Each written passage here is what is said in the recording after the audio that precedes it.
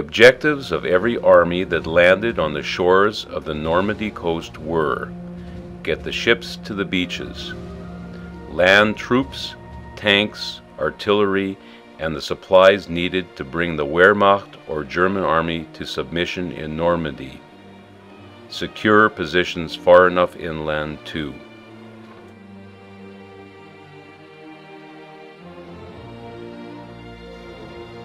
Dig in and repel the German counterattack, allow reinforcements to land safely, have an advantageous position for an advance into Germany.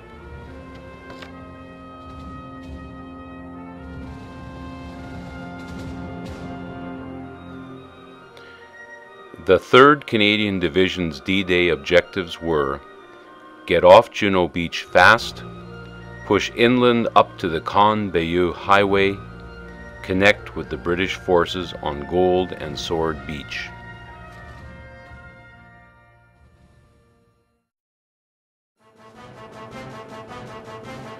The Germans were stationed in heavily fortified bunkers and pillboxes across the beach, with all the guns aimed down the beach.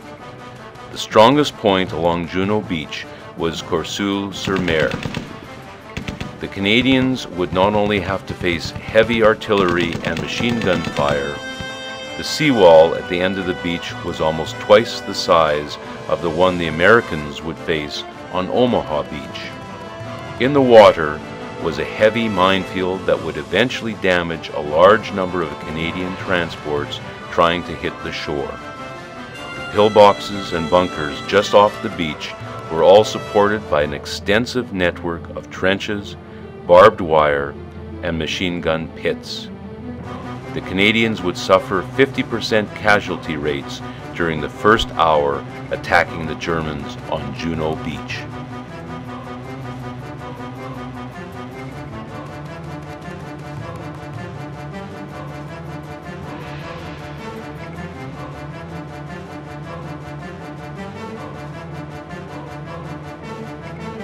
The 716th Division of the German Army that defended Juno Beach consisted of boys under 18, men over 35, and vets from the front in Russia that were suffering from debilitating wounds that prevented them from fighting in the front lines.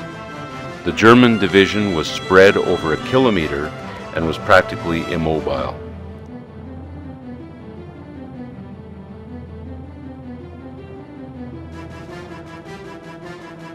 After delays and a night suffering from rocking boats, the ramps dropped and the Canadians charged the beach.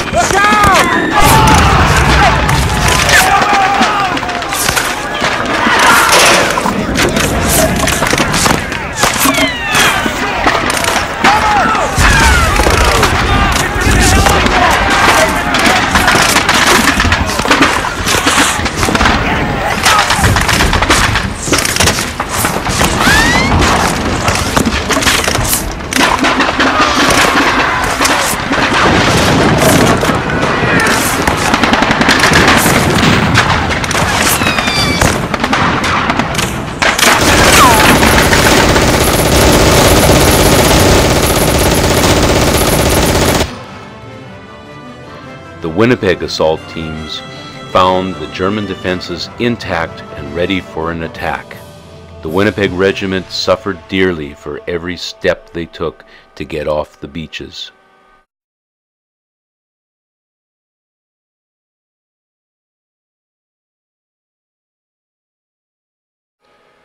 Once the beaches were secure, the Canadians started to steadily move inland. Each platoon was assigned sections to secure.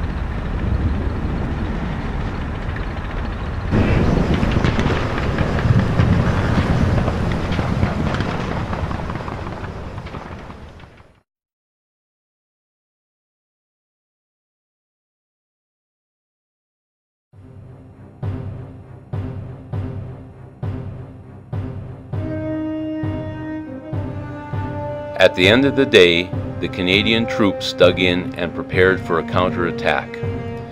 A 4 to 7 kilometer gap separated the British on Sword Beach and the Canadians on Juno.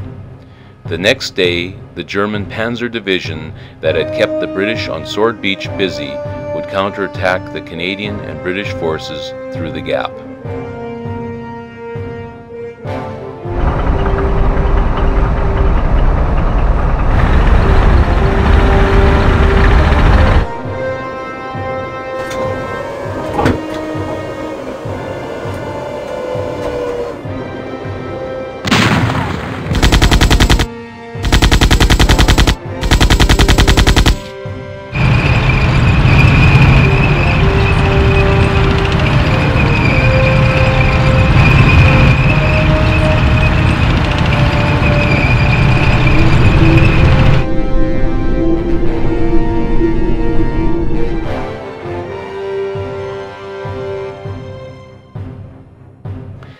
At the end of the day, the Canadian 3rd Division was able to join up with the British forces on Gold Beach.